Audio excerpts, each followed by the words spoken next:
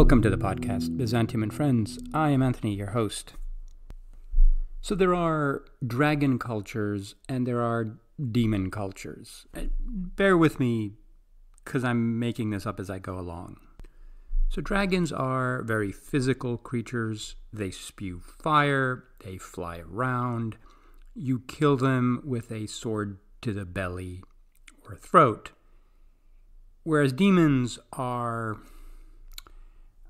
I don't want to say supernatural because dragons are also sort of supernatural, but they are metaphysical entities. They are more made of like soul matter. They're the antithesis of angels, and they inhabit other people's bodies and possess them. And so dragons give rise to warrior cultures.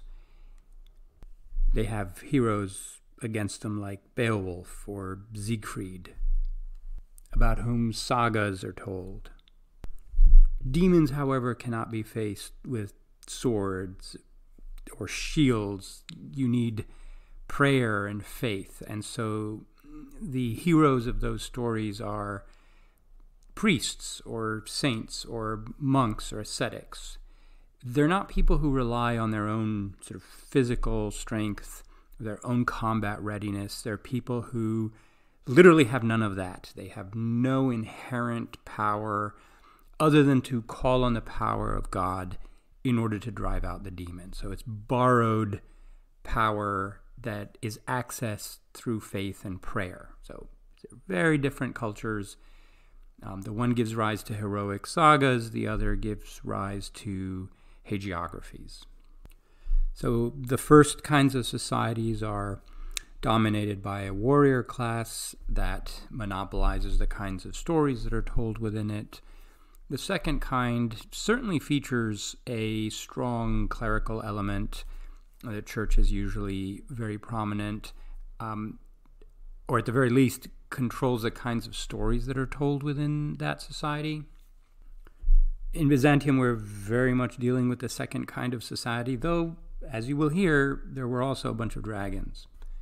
There is some overlap, but let me continue with the contrast. So dragons are normally very few. They're rare and solitary, and they don't answer to anybody. They're very sort of independently powerful, devious creatures, very, very selfish. They're up to their own devices. They live for a very long period of time, and they usually generate, one major opponent, a hero that takes them down.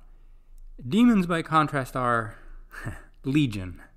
And while they are evil, they're doing the bidding of their master. It's not that they have very individualized personalities. They're all just aspects or facets of Satan or the devil for whom they work. So dragons you find in a relatively anarchic or untamed ecology. They're lone wolves, as it were, loose cannons, whereas demons exist within a very structured metaphysical order that normally has, corresponding armies of light and armies of darkness, or however you describe it. Their enemies are also not lone warriors, but people who are integrated within a particular social group, a church, or monastic institutions, or though some saints are sort of wandering cowboy type heroes, though they usually settle down at the end too. All right, as I said, these are two very broad structural categories. They obviously overlap in practice quite a bit. If you want to look for heroic societies that feature dragons, you know where to go. Though the book that we will be talking about today will point you in some new directions that you might not have known about. And if you're looking for demons, just pick up any Byzantine hagiographical text, more or less. Unless its hero is a church father, they tended to not get their hands dirty with demons. Okay, so a while ago, my guest today asked me if I would translate a sort of selection of Byzantine texts about dragons for an anthology called The Penguin Book of Dragons.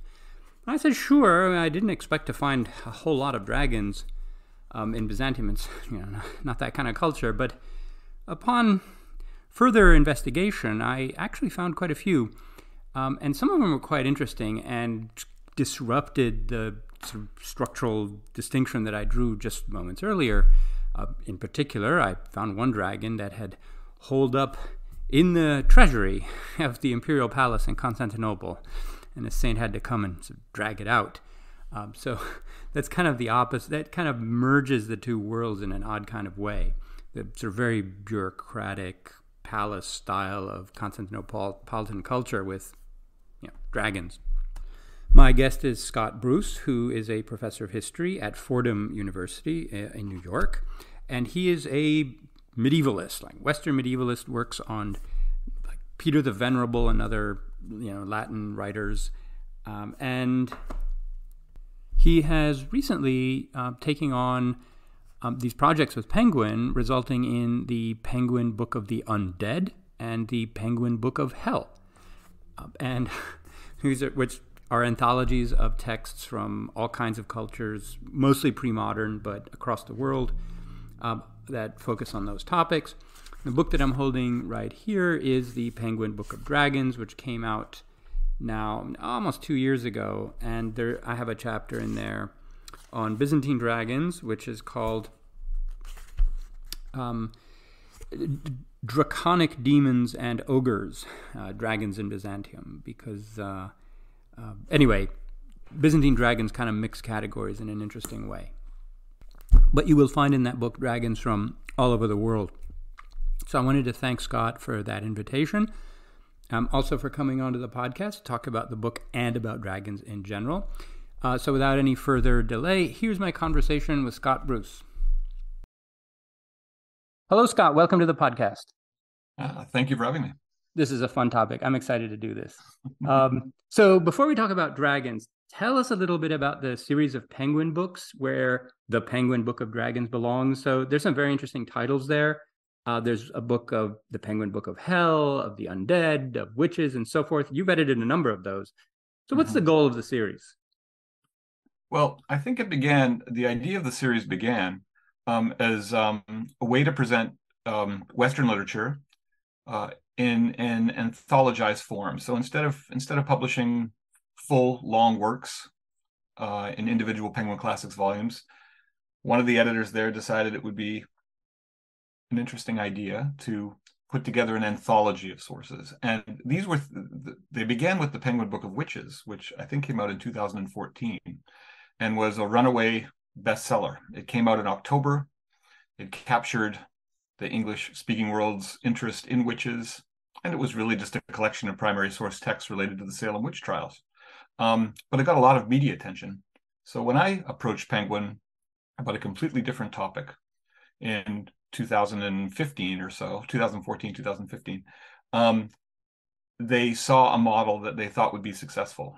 That is a fall anthology that treated a fall theme. And I at the time was spending a lot of time with a 12th century collection of miracles written by Peter the Venerable, Abbot of Cluny, that I work on. And I thought it's an eclectic collection of miracles about the Virgin Mary, and there's some weird ghost stories and other things that take place in it. And I had my 10 minutes to make a pitch to Penguin Classics. It was a brand I'd always wanted to work with. And so I got the ear of an editor, and I explained to him what my text was and why it was fascinating. And his response, paraphrased, was, "Nobody wants to read that." There's very little way you can sell a translation of a 12th century miracle collection to the general public. But he did hear me say ghost stories. So he said, "Tell me about ghost stories. I'm interested in ghost stories." And I said, "Well, I can tell you everything there is about them," bluffing. And but I'd recently read Jean-Claude Schmidt's monograph on ghosts in the Middle Ages, and I knew I had read Pliny's letter on the haunted house in Athens and whatnot. And so I made the case to him. I said, "Look, I'd love to put together an anthology for you of stories about ghosts from the ancient period up to, let's say, Shakespeare, because I knew Hamlet's ghost too."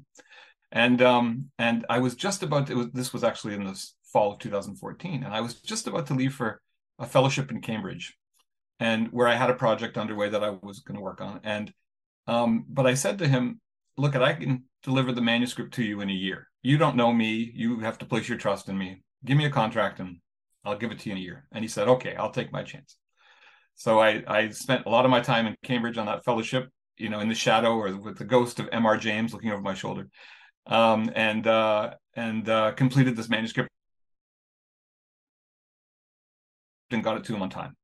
And it morphed into the Penguin Book of the Undead because they thought that undead would sell better because everyone in America was thinking about undead at the time because of various programs and whatnot.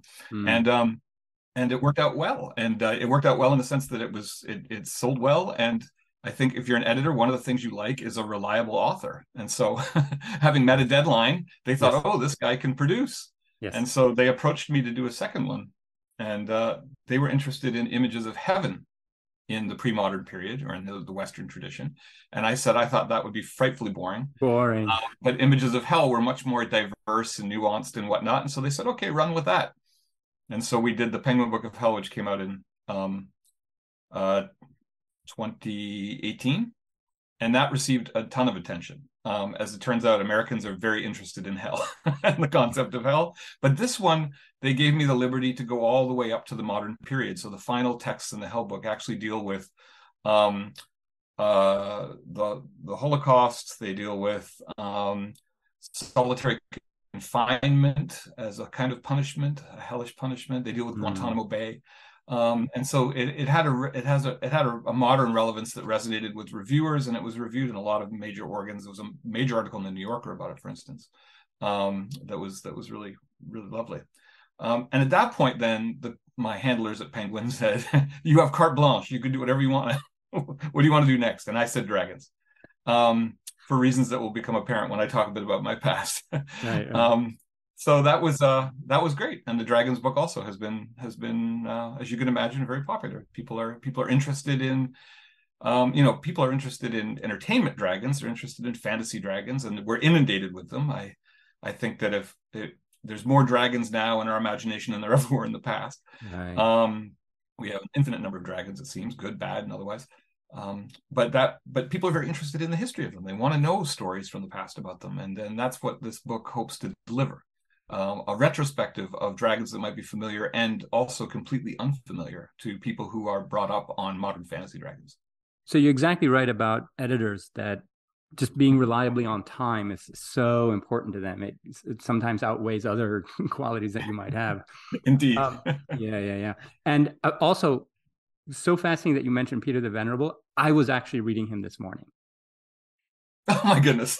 So yes. Why, you might ask? Because he's the first person I have found who articulates this sort of Western view about Byzantium, that you protected us from the Arabs and the Muslims. In other words, that Constantinople is this kind of fortress that blocks Arab advances into Europe from that direction. And that's a very standard modern view, a kind of instrumental view of what is Byzantine civilization good for? And obviously it's good by Western standards because it did that. And obviously he changed his tune dramatically after the Second Crusade. But yes. There's this one letter where he talks about, and that was so fascinating. Anyway, okay. So actually, this brings me to the next question, which is, tell us a little bit about your academic background. So that readers can have a sense of what a medieval training is good for in writing books about dragons and such. Well, I'm primarily a historian of medieval Christianity with a special interest in medieval monasticism. I bear no resemblance to the monks I study except for my tonsure, which was not my choice, and but I'm fascinated by the decisions that pre-modern monks made to live their lives and the way they modeled their lives on figures from the Bible, on these angelic creatures that they purported to be able to see. And I'm fascinated by the rhythms and routines of their lives, and especially by the things that they read. And as it turns out, it was a lovely kind of serendipity. I came to the Middle Ages as a rather bored college student who was finishing a psychology degree and had ambitions of either becoming an ambulance driver or a firefighter, because my mother was a nurse and she respected people like that. But in my downtime, I of course was just a fantasy nerd, of the kind that was raised in the 70s in my case in Canada. So I grew up reading comic books with, sci-fi and fantasy comic books. I grew up playing Dungeons and Dragons in its very first iteration. I read Tolkien every year over and over, all the works of Tolkien on an annual basis. And I was, and the best possible Sunday afternoon was when you turned on your television and there was a Godzilla movie or a Ray Harryhausen fantasy. I think my very first significant dragon crush was the dragon in the Seventh Voyage of Sinbad, the one that is chained up in the lair of the necromancer and then ends up fighting the Cyclops. Heartbreaking moment for me as a child because I loved them both so much. Didn't want to see them fight. So in a sense, I came to college with this, this very rich imagination that included dragons, from all sorts of media, from film, from comics, from novels. And then when I got into the study of monks and started reading their stuff, I thought, oh my gosh, these guys love all this stuff too. Right, for different reasons. There's Yes. there's a kind of eschatological anxiety that comes. Yes. They weren't as happy with their dragons as I am, but nonetheless, I found motifs that were familiar to me, and I didn't begin working on those right away. I actually, my dissertation, which became my first book, was on rationales for silence in monastic communities. Why was it important for monks to remain as silent as possible, and then the development and use at the monastery of Cluny of a system of sign language, hand signs, and then the inherent contradiction in communicating in one register and not in another, and how did they resolve that, because they were well aware of the contradiction. And that led to other projects related to Cluniac geography, but all of it was kind of within the realm of what I would call the monastic imagination, how monks thought about the world, how they imagined their world, how they created ways to communicate about the world. And so when the time came to work on these Penguin volumes, it seemed to me that the Middle Ages, the Western Middle Ages at least, was a known quantity for each of these books. There was an ample amount of material that I could draw from. The question was, which were the best stories? What were the stories that communicated what I wanted, but also which ones were funnest, the funnest, which ones were the most fun to read? Yeah. And that's a big part of what goes into the selection of the contents of these anthologies. I'm actually reminded of a cartoon, and I think it was Dragon magazine back in the 80s. Oh my goodness, man. Yes. Wormy. Where Is it worm? No, so I don't know any of the details. I just remember the image. It stuck in my mind, which was like there's a table and there's like a wizard, a barbarian, and an elf, and they're playing a tabletop game that's called Lawyers and Accountants. Oh, okay, got it. That's right. Yes, indeed. And no, I thought you were there was a regular comic strip in Dragon magazine called Wormy about a dragon, a dragon who played pool, and his various minions and whatnot, and it was wonderful. But you don't hear too many people talk about Dragon magazine. No. And so I got excited. No, I was reminded of it last year when I was reading one of David Graeber's book, the anthropologist who died recently. I think this was his book on bureaucracy. And he had this comparison. He said, well, like modern people like to imagine a fantasy world, which is like all dragons and undead and chaotic and there's no structure. And in the medieval period, all of these monks are talking about order and the rationality of the universe and, the music of the spheres and Pythagorean theories. And yes, like, trying to find the order behind their chaos. Yes. Yes. Okay, so let's turn to dragons now. And this, the Penguin Book of Dragons is an anthology of texts from all over the world in lots of different periods. So I want to talk a little bit about the principal selections that you use, because you have chapters from dragons on classical antiquity, in the Middle Ages, early Christianity, but also a little bit from early modern Europe and the East, from the Caliphate to China. So as you said, most of the materials like pre-1600. Was there a lot more that you considered including? Did you have to make painful choices here? Or did you have a set of guidelines that, resulted in this selection being made? Is it the most important, and in what sense? So there's partly what it comes down to is, there's 2 or 3 different factors here when it comes to creating an anthology. One is simply the availability of stories. So are stories available in English translation And if not, do I know the languages well enough to translate them? And I've done a lot of the Latin translating because that's the language I work with most. And some of my students have taken part in that too. We've now kind of got a little cooperative group where they do translations for me, and they get publications in these volumes. Or I outsource, as I did thanks to your generosity, the Byzantine dragons to you for that wonderful chapter, and the Old English dragons also got their own treatment by another scholar. So partly it's about availability. Can we get it? Can we get the stuff together? I had originally, when I envisioned the Penguin Book of Dragons, I envisioned it having a final chapter that was excerpts from modern fantasy literature. But that costs an awful lot of money to buy those licenses and whatnot. And so we do this. I do this on a budget, and I get a little bit of institutional support, but I have to be careful about what I choose. So there's partly just the issues of accessibility. And there's dangers that come with that, actually, because it's an anthologizer like myself would be very eager, for instance, to go to a 19th century translation of a source for which I don't know the original language, which is in the public domain, rather than, say, paying for the rights to publish a modern translation of the same work. But then you're very much at the whim of Victorian translation strategies, omissions of sensitive or potentially obscene materials that we have no scruples about now. So there are dangers there too. You've got to be very careful. And so I have a wide net. I cast a wide net to experts in these various subfields and talk to them about it. But the other aspect of this for principles of selection is simply, is it a good story? I mean, is it a story you want to sit down and read? And many of these stories I imagine each of these snippets like as reading before bedtime, let's say, or reading in the, just before you're about to go and make dinner, or, reading over coffee in the morning. So like, I imagine these 10 or 15 precious minutes that people have where they choose to read something. And then what's the takeaway?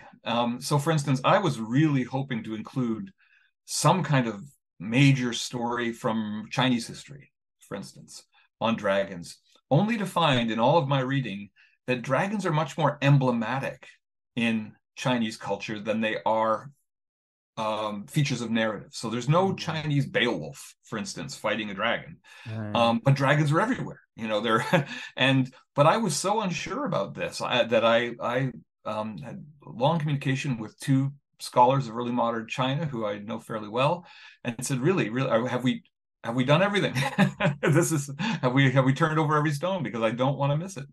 As it turns out, there just really isn't, in the same way there are for other cultures like Edo Japan and other places like that. So, but they have to, and then the other thing is that by the time, like, many of these stories are ancient in their origin, and then they are repeated. And it's fascinating to see the way they change, or they aggregate as they get more information or more detail or whatnot. But by the time we get to the early modern period, when the authority of antiquity is still very strong, we see a lot of repetition. And so I try to go back to some of the earliest versions of the stories, because they have the kind of kernel, that imaginative kernel of the story at its beginning, and why it may have developed or why it may have originated in the way it did. But I'm also interested in tracing some stories over time if they show significant change. Again, all dependent on availability. Right. And there's quite a diversity here in the end, right? Even when you filter out all of that, and you focus on the stories that have a strong narrative component, or that are, sort of ecological. We'll talk about some of those in a moment. You do end up with quite a diversity of ways in which dragons are imagined. And before we get into that, let's talk a little bit about the now canonical image of a dragon. If you tell someone, think of a dragon, they will almost certainly think of something that is from the cover of some Dungeons and Dragons manual. Like, that's where it comes from, right? Yeah. So reptilian, winged, and fire breathing, I think, might be the three classic attributes of a dragon in the modern imagination. Yeah. So how did that get formed? So I blame Tolkien, and there's a reason for this. Tolkien in a fascinating there's no denying the popularity of The Hobbit in modern literature and modern culture. It's everywhere. Even before the Peter Jackson movies, it was everywhere. Oh, sure. And Smaug is the character of Smaug is even before Benedict Cumberbatch voiced him in the movies, was a kind of haunting figure for anybody who read those books, the subtle voice and yet the immense power that lies behind it. And we all spent time, actually, I'm sure every child who grew up in the 60s and 70s knew Tolkien's painting of Smaug sitting on his treasure with that little kind of awkward Bilbo bowing before him. But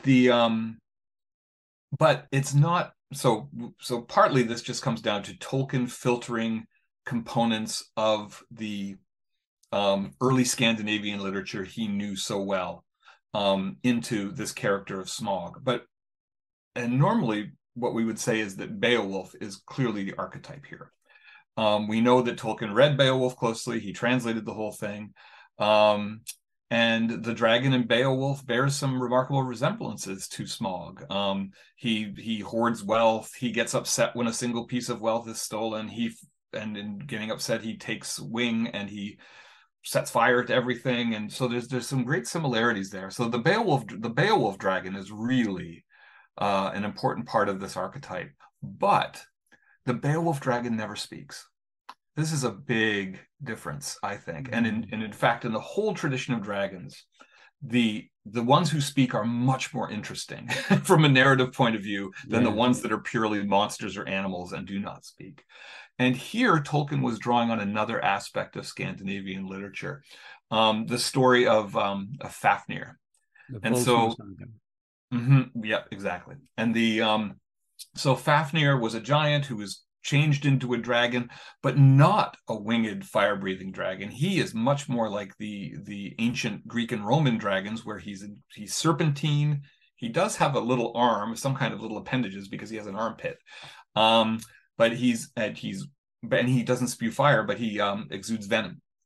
And so he's a very different kind of creature. But because he had previously been, I'm presuming it's because he had previously been a biped speaking creature, he is still endowed with the ability to speak, so that when Fafnir sets the trap for him and hides in a pit and then stabs him as he slithers over the pit, almost the entire story is given over to their dialogue as Fafnir lays dying.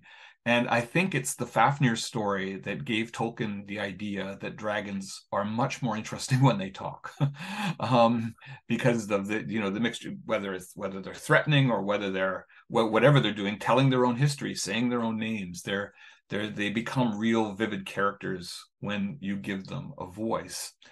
And this is something that George R.R. Martin has studiously avoided in his Song of Fire and Ice, which we know as Game of Thrones from HBO. And those dragons, I find, I mean, your listeners may have a different opinion of this, I think are incredibly two-dimensional. And I'm not even they are interesting in that they are dragons, and recognizable as such because they're winged and reptilian and fire-breathing.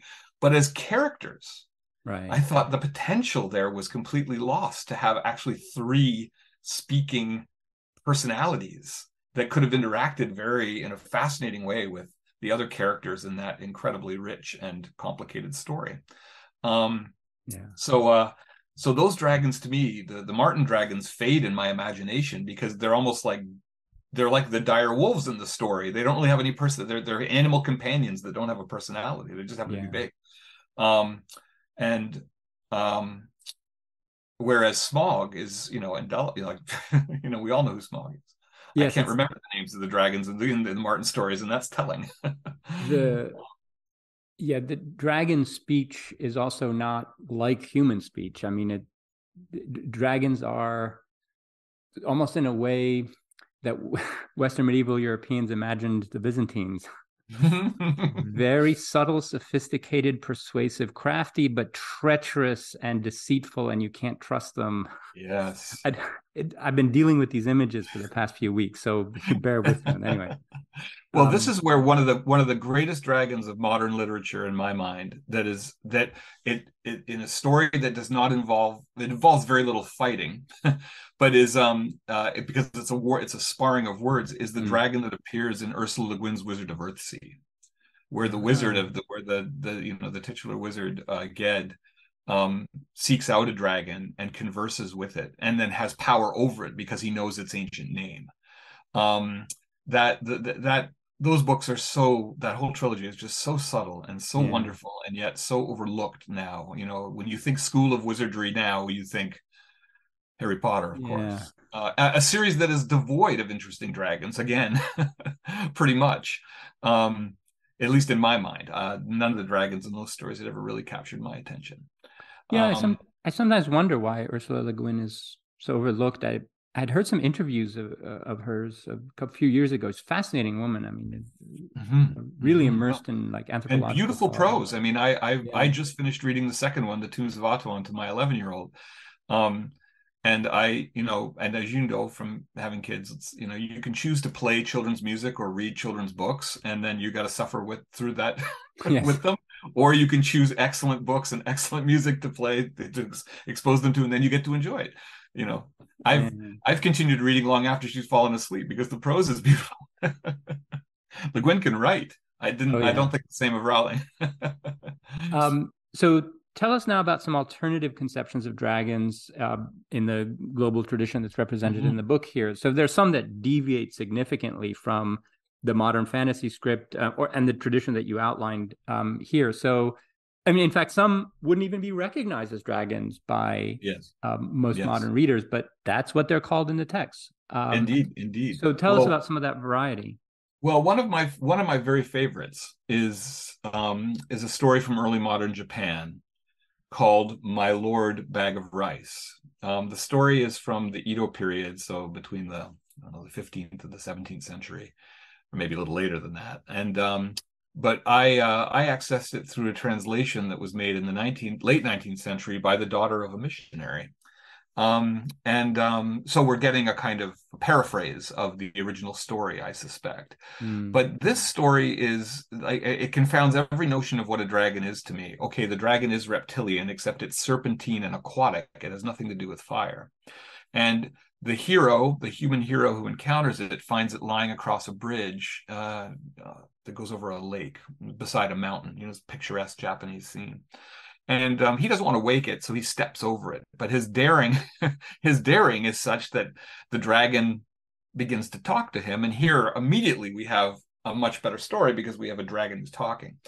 And the dragon presents itself not as an adversary, but as a victim who is in need of a human ally, because his family, who lives under the lake with him, has one by one been picked off and eaten by an even worse monster, a gigantic centipede that lives on the mountain. And so the human hero agrees that he will help the dragon against the centipede and is invited down to the dragon's watery palace, where he's treated to all of the luxuries of an aristocratic household. And in a scene that Disney could recreate, he's served by fishes and things like this. It's like a little mermaid aspect to this. It's really kind of quaint. But what is so different about this story is that the dragon really does just behave as a frightened aristocrat who cannot stave off the predations of this really terrible monster, which is a giant insect.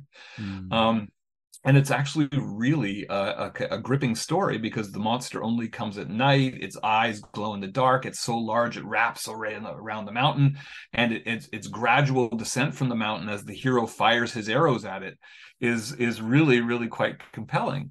And then the story is called My Lord Bag of Rice because the reward that the hero reaps at the end is a series of really special quasi-magical items that includes a bag of never-ending rice. Every time the rice bag is emptied, it fills with rice again. I think my wife has one of those. And so and he gets, the human hero gets the thanks. And so in a complete inversion of the Western dragon tale, the dragon is not defeated. The dragon is rescued by the human hero. And the dragon is an incredibly sympathetic character. Wow. I'd love to see somebody do something with this story in an artistic medium, because it's really wonderful. And one of the Byzantine dragons I found was essentially like a human ogre. Well, that story is incredible, and I was going to let you talk about that for a second, because you could No, do no, more justice to it than me. it's from one of the late Byzantine romances, and it's basically a rescue the maiden story from the castle, or of the evil dragon. But it turns out that the dragon is basically just like a really abusive boyfriend. Yeah, yeah, she's strung up by her naked by her hair, if I Yes, recall yes. correctly, and again, that dragon talks, and his his character comes across even more so, and he's awful. Yes, I mean, I'll encourage our audience to actually go read the book, and it's a long passage. I will note that in modern Greek, um, especially in the press, I don't know that this is actually something that normal people actually use, but a dragon was a technical term for like a serial rapist. Mhm. I remember you. So when we were first, you may remember that after I asked you to see if you would be so kind as to contribute to this volume, we had coffee in Columbus because I was there giving a talk, and you told me this story about hearing about a dragon on TV as a child. Yes, Yeah, on the news. um, yes. and I thought we got to get that in the book. It's a fantastic story. Yes, I remember that the news was saying there's this dragon stalking this neighborhood, and my ears perked up. And what? Like this isn't it's not April 1st. What's going on? Like it's straight face, and it took me a while to figure out what. Anyway, I think I was young enough. I didn't even know what a serial rapist was. But Just as yes, yeah, we don't have that same euphemism, and we don't talk about people as being dragons. I don't think in no, no, the no. same way. It doesn't mean the same thing in our culture. So some of the other texts that we found are, for lack of a better term, sort of pseudoscientific. They're Mhm. descriptions, systematic descriptions of a dragon's habitat, diet, behavior, strengths, weaknesses, and so forth. Like again, to go back to Dungeons and Dragons, like what you would find in a monster manual. Like it's a description there, right? Yes, exactly. And there's no sense that we're writing fiction here, right? Like, and often these descriptions occur in the context of other scientific questions that are being treated, like about lightning or about volcanoes or whatever. Yep, And exactly. so, Yeah. how does this happen? How do serious medieval scientific minds write so much about dragons as if they were writing about elephants and giraffes or whatever that creatures they might have seen? Like, what is the scientific thought that's processing this kind of information? So partly here, what we're seeing, um, it's almost as though as empirical knowledge of the world advances or expands, um, there's and as that expansion takes place, no dragons are found. We begin to see dragons being pushed to the periphery of the geographical imagination, and so people who are interested in writing about them or still think that they're important and meaningful go back into the past. The past remains a country where dragons are alive and well because the geographical boundaries of, let's say, the Roman world were much smaller. So dragons are said to live in India, they're said to live in Ethiopia, and of course with the Scandinavian culture on the northern brim of the world. So we see these early modern authors. It's almost like this inverse effect, right? The more geographical knowledge they get, the more they turn to ancient authorities to try and somehow fill in what they can't find through empirical evidence. And there's also, I think, too, just this early modern craze of compilation and anthologizing that takes place. And so we've got these incredible polymaths who, in thinking about dragons, scour all these texts from antiquity and then bring them all together in these fascinating, sometimes overwhelmingly dense compendia. It reminds me sometimes, even though they predated, it reminds me of like reading Melville's Moby Dick and the encyclopedic chapters of Moby Dick, where it's just endless facts about whales. These texts have that character too. But when we actually come down to, like, it's amazing because there are these kind of these grand episodes from the ancient world where monstrous serpents hundreds of feet long are fought by Roman troops, or however they want to describe them. And then they say, and then we've seen dragons in our own time, and there was a farmer who found a dragon that was 6 feet long. And their world, the Yeah. dragons of their world are very small and inconsequential, and yet they seem to really want to, maintain that authority against all empirical evidence, maintain the authority of ancient knowledge. Um, and then but those compendia serve a fantastic purpose for pre-modern scholars because, I shouldn't really say that. I mean, any serious pre-modern scholar could read the Greek and Latin sources and it wouldn't matter. But they feed some kind of need that's out there for knowledge of the world and the place of dragons in it. Now, there were very few, frankly, I don't think there were any compendia of natural history or lore dedicated to dragons. They always were a subset, Right. two great subsets. So, they were a subset in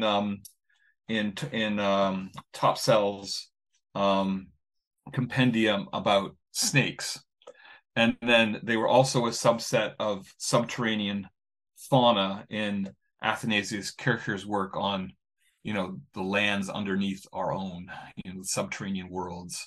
So they were never they were always just one little corner of some broader inquiry, but nonetheless fascinating and rich. So but then thereafter, I mean, the early modern period is otherwise a pretty weak period for dragon stories. We get a lot of dragon recycling. We don't get much new, Right. much that's new. But one of my very favorite excerpts in the anthology was something I entitled "The Last American Dragons." There are not many dragon traditions in North America, certainly in colonized North America.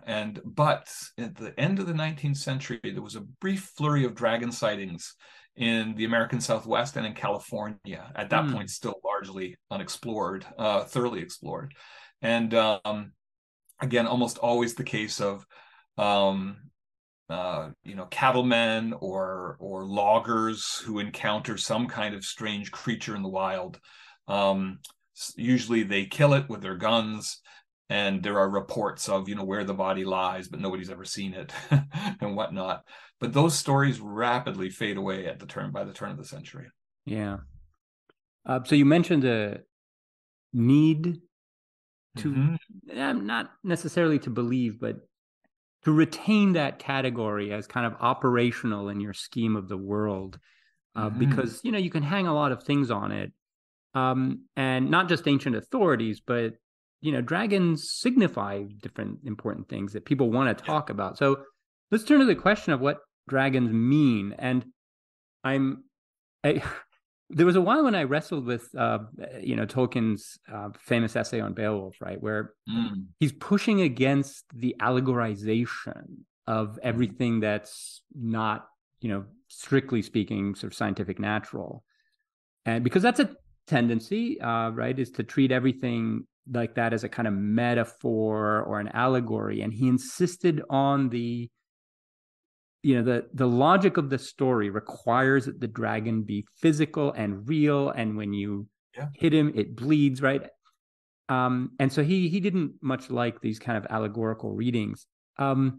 So what was at stake in this for him? I mean, why did he want dragons to be so physically present and real in that kind of imagined sense? And what else has the tradition done with them? What else do dragons mean? Well, I'll start with the big dragon studies, if there's such thing, has one big thesis at the moment. Is there a Journal of Dragon Studies? No, there's not. It's not. But if you want to start one, I'll do it with you.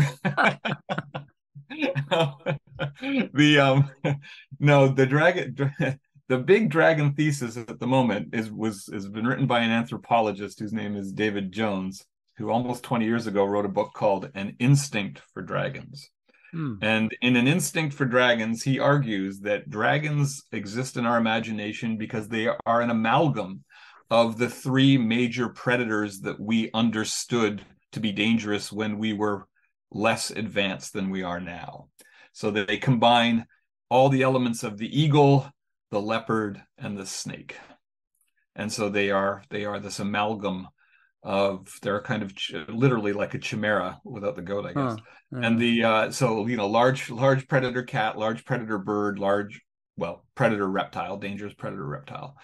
And that these three things all taken together exist in some form in every culture, and they are all hostile. And as you can imagine, this book was very popular when it came out. People talked about it. It doesn't make an awful lot of sense unless all you read are dragon stories that are negative. It takes no account of world cultural stories where dragons are not negative or are not adversarial. Um, but it's a useful piece to talk with, and it's a good little book. It's a little book, which has its advantages too. It's only about Yeah. 150 pages, and it's good to teach with because students can readily grasp the thesis and also refute it, and in meaningful ways. So that's our big thesis um, about what dragons mean. They are from our in our primitive human brain, they cause fear and disconcertment. They're disconcerting to us. Forgive me, because they're this amalgam of these predators that preyed upon us, presumably when we were primitive. Um, I really even I don't see the eagle part of it still is kind of confounding to me, but anyway, I'll let him go with that. Um, for in certain medieval stories, it is deeply important that the dragon not be allegorical. I mean, Beowulf dies at the end of the Beowulf story, and he's not killed by allegory; he's killed by fire, right? So there's the heroic part of that narrative of his death, and all of the talking he does as he dies. That's really quite important, I think, and that might be what Tolkien was talking about. But there's also ways that story has been unpacked where the dragon is also a cultural symbol. Mhm. And when you think about the society of the Beowulf poem, and you read Seamus Heaney's beautiful translation or any of the other Mhm. ones that are out there now, or you find Tolkien's too, which has now been published. Find that the Beowulf poem is replete with material goods. It's replete with rings and armor and all this stuff. And the way that warrior society worked was through the redistribution of stuff. You fight people, you conquer them, and your warlord says, "Here's your stuff. There's the stuff you get for helping me and for being being in my crew." Um, no surprise that the kings in those stories are called ring givers. Mhm. And so, what is the worst possible thing that can happen in a society like that is that stuff gets hoarded. It does not circulate because, relationships and loyalty and all of these things only happen in that society among the warriors due to the circulation of wealth.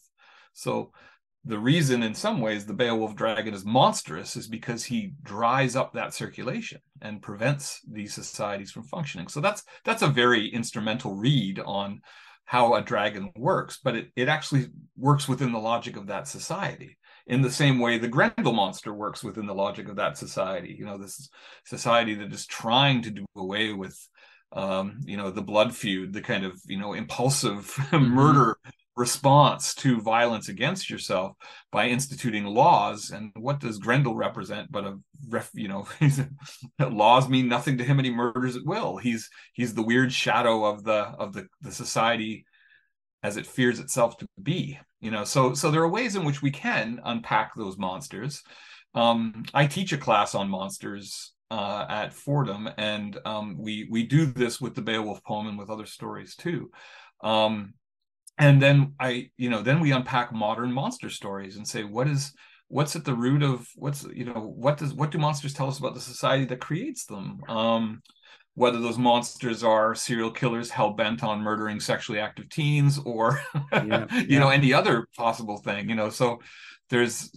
do an active decoding of monsters, and they can be useful in that way, but they become they're not nearly as interesting from a narrative point of view unless they have character and action and there's physical consequences from dealing with them. They have to be dangerous. um and Yeah. this is very old. I mean, we go back with the oldest story we have in the volume is from the Rig Veda, the Sanskrit hymns that go back to 1500 BCE, and this tells the story of the hero Indra fighting the serpent monster Vratra. I'm not quite sure I'm pronouncing that correctly, but it's all about the monsters, the dragons. The dragon lives in a mountain and doesn't allow the water to come down off the mountain, and so the hero has to go and fight the creature and slay it to get the water flowing again. And it's a wonderful story for a location that has issues with water scarcity and these kind of things, presumably. And it's one way to read it. But it enshrines many other things too, qualities of heroism, and it's a good story and all these different things. I was reminded as you were speaking of the theory that, like in the past 20 years, that I think zombies represent what like Democrats fear about the Republican base, and vampires represent what Republicans fear about secret Democratic cabal that like will suck your blood and are sort of vaguely homosexual. Oh yeah, sure, yeah. No, that the politicizing of the monster, I mean, goes back. One of the films that terrified me when I was young was the 1970s remake of The Invasion of the Body Snatchers, and but I've since overcome that and went back and watched the original 1950s film and read the novel. And as your listeners probably know, this is about these weird plant monsters that come down from outer space, and when you fall asleep, they create a replica of you that has no feeling and no emotion, and then you die, and the replica takes your place. And of course, this is such a classic Red Scare movie that this is what communism will do to us. It'll take away our individuality and make us all these kind of, muted plant creatures that walk around, so yes, these things can all be actively politicized. I'd never heard the zombie vampire comparison. Yes. I like that. Some people develop it very specifically, like like there's a vampire phase whenever there's a democratic administration. There's a zombie phase in the media. Anyway, whatever. But no, you're right. We're still in the year of the vampire now. Yeah. In the text, you're right. So when you have a sophisticated text that has monsters, and for many modern scholars, this is a bit of a paradox because, scholars feel a bit uncomfortable about monster stories, which is why Tolkien was writing that essay. There's a kind of squeamishness about monsters. But when you have a sophisticated text that has something like that, you have to understand what the function of that being is in the story. And in some respects, it's similar to the gods in Homer, especially in the Iliad, where in the Iliad, the gods are have these exaggerated human traits, their jealousies and their plotting and all of their insecurities, and yet they're immortal and kind of very, very powerful. And they're meant as a contrast with the mortals who are down on the plane of Ilion, dying and making these hard choices that are grim and depressing, and the gods are up there laughing and having fun time, like a sitcom up on Olympus, right? And it kind of shows you what happens if you take the tragedy of death out of the equation. And anyway, so yeah, it functions. It has a logic within the text that these beings, fulfill a necessary purpose. Actually, now that I mentioned, the gods in Homer, so the gods in Homer were a problem for early Christian readers, or Christian readers generally, until the point where Homer was kind of domesticated as quote literature, and you didn't have to worry about the gods too much as a kind of problem. But I imagine that dragons, especially in their associations with demons and devils and so forth, that your volume has many stories that point that out. This must have been disconcerting to Christian readers in some ways. How did sort of medieval Christian society deal with this aspect of the problem? Well, the dragon becomes, we have to remember that the dragon of the ancient world is really a serpent. We don't see winged dragons, truly winged dragons, until the early medieval period, and mainly in Scandinavia. Although they spread. We see them in Arabic literature too by the Middle Ages. But in the New Testament period, as Christians are reading the Hebrew Scriptures, especially reading the book of Genesis, the elision between the serpent of the Garden of Eden and dragons in general is pretty direct and pretty strong. Christian iconographers have a heck of a time trying to elide the dragon, serpent, devil amalgam. Yeah. um, and there's some interesting articles on the iconography of the presentation of the representation of the devil in the Garden of Eden, which sometimes has him as a true serpent, and sometimes has him as a serpent with a human head, and sometimes has him as a serpent with little legs and whatnot. So as they're trying to work this out, who this is, but in the Christian tradition, they very, very quickly elided the serpent of the Garden of Eden with the devil, obviously, and with the dragon. Who then, in the medieval iconographic tradition and some of the hagiographic traditions, simply embodies appears in the story as a monster, but embodies the devil and who the devil is, only to be vanquished by the saint in question. And George is obviously the most famous of those saints. Right. So Marjorie upstairs has started practicing her piano. Good for her.